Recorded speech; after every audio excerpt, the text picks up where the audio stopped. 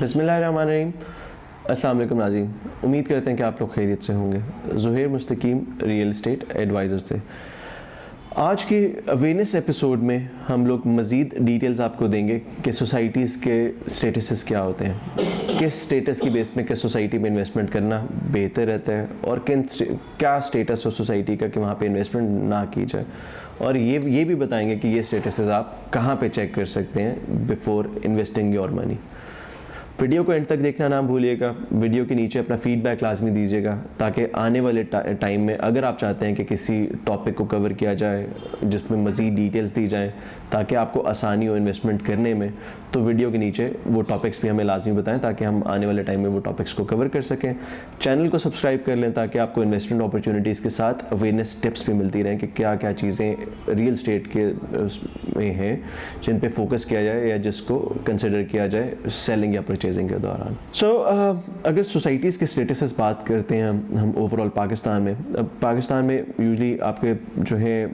Segments के हिसाब से आपके डेवलपमेंट अथॉरिटीज़ जो हैं वो डिफरेंट बनती हैं। फॉर एग्जांपल कराची को आप देखेंगे तो आपके पास KDA बनता है, लाहौर देखेंगे तो आपके पास LDA बनेंगे,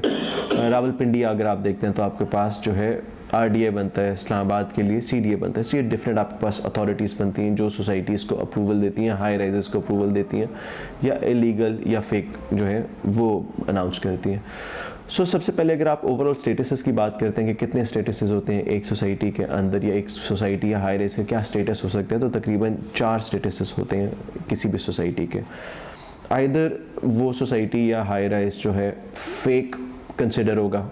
या उसका सेकंड जो है जो स्टेटस हो सकता है वो इलीगल कंसिडर हो सकता है या अप्रूव्ड लीगल या NOC जो है उसको मिल चुका होगा, तो ये थर्ड स्टेटस बनता है। और फोर्थ जो स्टेटस बनता है वो यूजली NOC कैंसल्ड का स्टेटस बनता है। ये 4 स्टेटसेस बनते हैं। हम आपको मज़ीद इन्फॉर्मेशन देते हैं कि हर स्टेटस के अंदर क्या होता है। फिर सबसे पहले आपके पास जो स्टेटस आता है वो फेक और इलीगल हाउसिंग सोसाइटीज़ हैं। अब ये 2 डिफरेंट स्टेटसेस हैं। इसमें होता क्या है कि वो हाउसिंग सोसाइटीज़ जिनके पास अप्रूवल नहीं है उस डेवलपमेंट अथॉरिटी का to develop anything on ground, ऐसी जो सोसाइटीज़ होती हैं आप उनको इलीगल या फेक हाउसिंग सोसाइटी में कंसिडर करते हैं। पहली जो चीज़ है वो है फेक हाउसिंग सोसाइटीज़ की।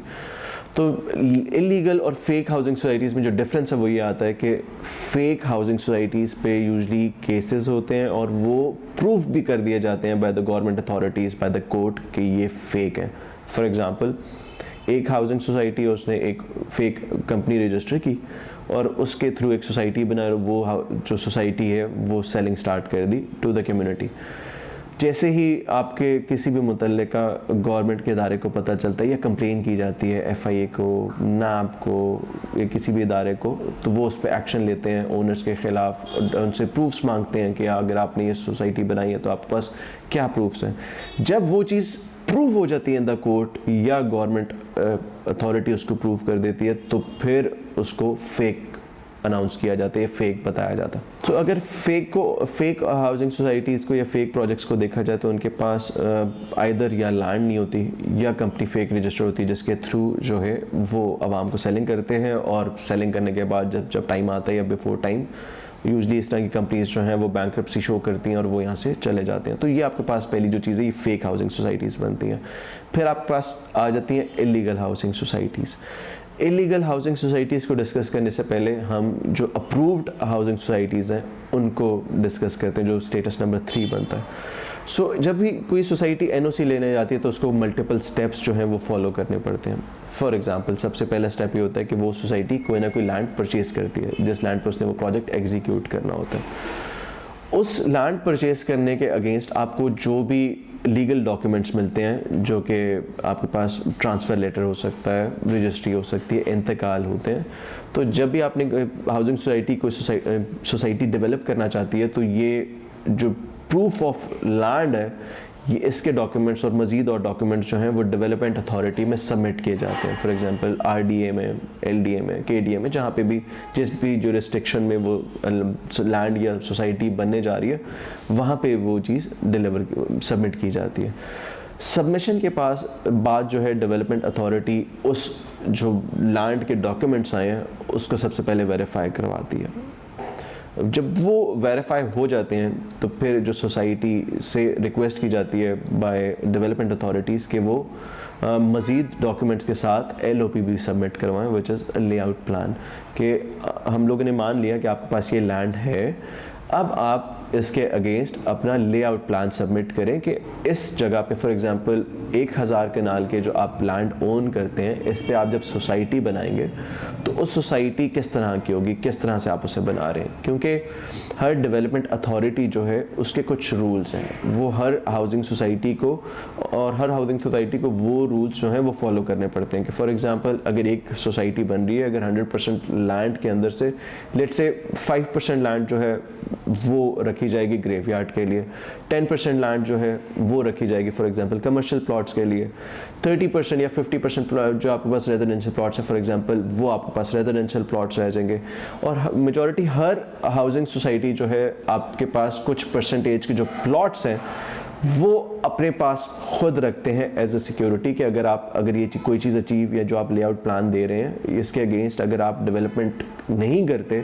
तो हम आपके जो वो प्लॉट्स हैं वो जब्त कर लेंगे। सो यूजली प्लॉट्स जो हैं वो आपके डेवलपमेंट अथॉरिटी भी रखती है एज अ सिक्योरिटी, ताकि आप वो चीज़ गारंटी आ जाए आपके पास कि वो चीज़ उस तरह से डिलीवर होगी। सो लेआउट प्लान जब सबमिट किया जाता है तो लेआउट प्लान अप्रूवल के बाद जैसे ही डॉक्यूमेंट्स जो हैं लैंड के और LOP जो है वो सबमिट होता है डेवलपमेंट अथॉरिटी को। सो डेवलपमेंट अथॉरिटी स्क्रूटनाइज करने के साथ साथ वो लैंड की लोकेशन मौजा समेत जो है उसको न्यूज़पेपर में भी इशू करती है कि इन केस अगर कोई कॉन्फ्लिक्ट है उस लैंड का किसी के साथ तो वो उनको अप्रोच करके रेज कर सके अपना प्रॉब्लम कि हमारे इस लैंड पे तो हमारी जगह भी है, इन लोगों ने उस जगह को इंक्लूड किया हुआ है और हमें पे नहीं किया। इस तरह के जो इश्यूज़ होते हैं वो भी रेक्टिफाई हो जाए। इस चीज़ के लिए जो है डेवलपमेंट अथॉरिटी यूजली LOP जो है पब्लिश करने से पहले, अप्रूव करने से पहले न्यूज़पेपर में भी पब्लिश करता है कि ये हम लोग ये चीज़ करने जा रहे हैं। अगर किसी का कोई कंसर्न है तो वो हमसे कॉन्टैक्ट कर सकता है।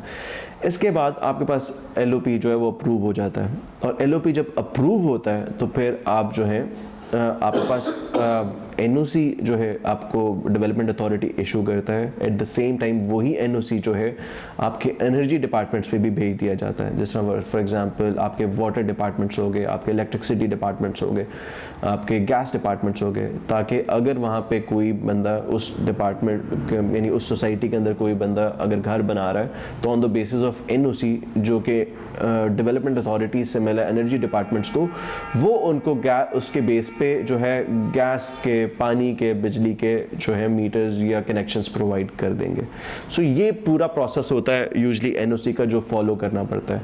जो भी सोसाइटी ये सारे प्रोसेस फॉलो करती है तो उसको 2 किस्म के लीगल डॉक्यूमेंट्स मिलते हैं यूजली डेवलपमेंट अथॉरिटी से। फर्स्ट जो लीगल डॉक्यूमेंट मिलता है दैट इज़ LOP कि आपका LOP अप्रूव्ड है। अगर LOP अप्रूव्ड है दैट मीन्स कि आप लैंड तो ओन करते ही करते थे, लेकिन आपने जो प्लान दिया है how to build a society वो भी अप्रूव हो चुका है। और सेकंड जो सबसे मेजर डॉक्यूमेंट बनता है दैट इज़ NOC कि आपका NOC भी अप्रूव हो चुका है।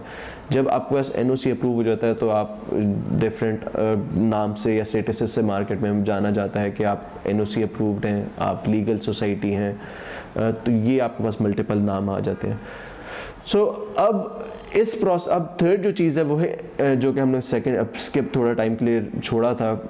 इलीगल सोसाइटी जो है वो कौन सी होती है। तो इलीगल हाउसिंग सोसाइटीज़ वो होती हैं जो अपने डॉक्यूमेंट्स सबमिट नहीं करती इस प्रोसेस के लिए। सोसाइटी ऑन ग्राउंड होती है, उन कुछ केसेस में आपके पास जो है ओनर सोसाइटी में जो जगह को ओन भी करता है, उसके पास डॉक्यूमेंट्स भी होता है, रजिस्ट्री, इंतकाल, सब कुछ होता है, लेकिन वो अवॉइड करते हैं डेवलपमेंट अथॉरिटीज़ के पास जाने के लिए कि उनके जो लैंड पे है वो उसको स्क्रूटनाइज किया जाएगा, या वो फ़ी पे नहीं करना चाह रहे होते डेवलपमेंट अथॉरिटीज़ को। तो इस चीज़ से बचने के लिए काफ़ी सोसाइटीज़ जो है अपने आप को रजिस्टर नहीं करती, तो वो सोसाइटीज़ जो हैं वो इलीगल हाउसिंग सोसाइटीज़ कंसिडर की जाती हैं, जिसकी बहुत सारी एग्जांपल्स हमारे आसपास होती हैं। यूजली वो सोसाइटीज़ इलीगल होती हैं, लेकिन वहाँ पे जो है सेल परचेज होने के साथ साथ आपकी पॉपुलेशन भी जो है काफ़ी बढ़ चुकी होती है। जब आप आबादी बढ़ चुकी होती है तो फिर कोर्ट या डेवलपमेंट अथॉरिटीज़ के लिए बहुत मुश्किल हो जाता है कि वो उस सोसाइटी को खाली करवाएं, क्योंकि सोसाइटी तो अब आम आवाम को वो प्लॉट सेल कर चुकी हुई है और अब जो है सोसाइटी ओनरशिप नहीं है उनके पास, वो उस थर्ड बंदे के पास या जो ओरिजिनल सेलर है उसके पास वो सोसाइटी, तो इस केस में बहुत मुश्किल हो जाता है उनके लिए वो चीज़ जो है फॉलो करना। सो इलीगल हाउसिंग सोसाइटी के बाद जो आपको लास्ट स्टेटस बनता है वो एनओसी कैंसल्ड का स्टेटस बनता है। सो जैसे ही आपको एनओसी मिलता है, एनओसी के साथ आपको एक जो है इंस्ट्रक्शंस मिलती हैं डेवलपमेंट अथॉरिटीज़ के से कि आपने as per the approved LOP, ये जो आपने डिज़ाइन दिया है इसके अगेंस्ट आपने सारी चीज़ें करनी है और उसके अगेंस्ट जो है हम आपको आके फिर वेरीफाई करेंगे जब आप ये चीज़ कंप्लीट कर देंगे। और वो ड्यूरेशन भी यूजली देते हैं कि ये चीज़ जो है आपने लेट से एज पर कमिटमेंट जो है आपने लेट से 3 साल में कंप्लीट करनी है, 4 साल में कंप्लीट करनी है, 5 साल में कंप्लीट करनी है। इसके बाद हम आके दोबारा सर्वे करेंगे। अगर वो सर्वे जो है उस टाइम के बाद होता है और एज़ पर द एलओपी वो चीज़ डेवलप हुई होती है तो आपका स्टेटस चेंज नहीं होता, आपका एनओसी जो है सस्टेनेबल रहता है। लेकिन अगर डेवलपमेंट जो है उसके प्लान के अकॉर्डिंगली नहीं है, फॉर एग्जांपल किसी भी डेवलपमेंट अथॉरिटी ने सोसाइटी बनाने के लिए अलाउ किया कि यहाँ पे 45% जो है वो रेजिडेंशियल प्लॉट हो सकते हैं, 10% कमर्शियल प्लॉट हो सकते हैं, या उन्होंने जो प्लॉट्स एज अ सिक्योरिटी अपने पास रखे हैं एट टाइम्स जो है सोसाइटी वो प्लॉट्स भी सेल कर देती है, या रेजिडेंशियल प्लॉट्स की जगह पे कमर्शियल प्लॉट ज़्यादा बना देती है, या एट टाइम्स पार्क की जगह पे रेजिडेंशियल प्लॉट्स करके कर देते हो। तो इस तरह के केसेस में आपके पास उन सोसाइटीज़ का एनओसी जो है वो कैंसल्ड हो जाता है। इससे सिर्फ जो है वो सोसाइटीज़ इलीगल नहीं होती लेकिन उनका स्टेटस जो है वो कैंसिल हो जाता है, जिसमें मेजॉरिटी सिर्फ आपको एक प्रॉब्लम देखने को मिलता है कि इन केस अगर आप वहाँ पे घर बनाने जा रहे हैं एनओसी कैंसिल्ड सोसाइटी में, तो आपको गैस का मीटर नहीं मिलेगा, बिजली का मीटर नहीं मिलेगा, पानी का कनेक्शन वहाँ पे नहीं लगेगा और आप घर ट्रांसफ़र कराने में भी आपको मुश्किलात फेस करनी पड़ती हैं। जो कि ये सोसाइटी जो एनओसी कैंसल्ड सोसाइटीज़ हैं वो इलीगल नहीं होती, इनका सारा प्रोसेस फॉलो होता है, लेकिन जो सोसाइटी है उन्होंने एज़ पर द एलओपी जो है वो बस प्रोसेस फॉलो नहीं किया होता जिसकी बेस पे उनका एनओसी कैंसिल हुआ होता है। सो ये जो है आपके पास 4 स्टेटसेस हैं, हम लोगों ने डिटेल में इसलिए डिस्क्राइब किया कि एक तो हमारे पास रिक्वेस्ट भी काफ़ी आती है इस तरह की चीज़ों की कि यार हमें समझ नहीं आ रहा कि सोसाइटी का स्टेटस क्या है, किस तरह से देखा जाए। अब हम आपको जो है ये चीज़ बताते हैं कि आप लोग इसको वेरीफाई कैसे कर सकते हैं। यूजली जिस भी डेवलपमेंट अथॉरिटी के अंदर वो सोसाइटी आती है, हर वो सोसाइटी जो है उसका एक ऑफिस है, उसकी एक हेल्पलाइन नंबर है और उसकी वेबसाइट है। क्योंकि हमारी गवर्नमेंट अब इस चीज़ पे फोकस भी कर रही है तो यूजली आपको पास मल्टीपल मीडियम्स बनते हैं जहाँ से आप ये चेक कर सकते हैं कि इसका स्टेटस क्या बनता है। फॉर एग्जांपल अगर आपकी सोसाइटी लाई करती है रावलपिंडी के अंदर, तो रावलपिंडी का जो एरिया है वो आरडीए मेंटेन करता है, तो आप आरडीए की हेल्पलाइन पे कॉल करके उनसे चेक कर सकते हैं या उनकी वेबसाइट पे जाके चेक कर सकते हैं कि क्या कोई हाउसिंग सोसाइटी फेक है, इलीगल है या एनओसी अप्रूव्ड है। इसी तरीके से अगर कोई हाउसिंग सोसाइटी इस्लामाबाद के एरिया में आती है तो आप सीडीए की वेबसाइट विज़िट कर सकते हैं, वहाँ पे चेक कर सकते हैं कि क्या वो सोसाइटी इलीगल है या एनओसी अप्रूव्ड है या एनओसी रिवोक्ड है उनका।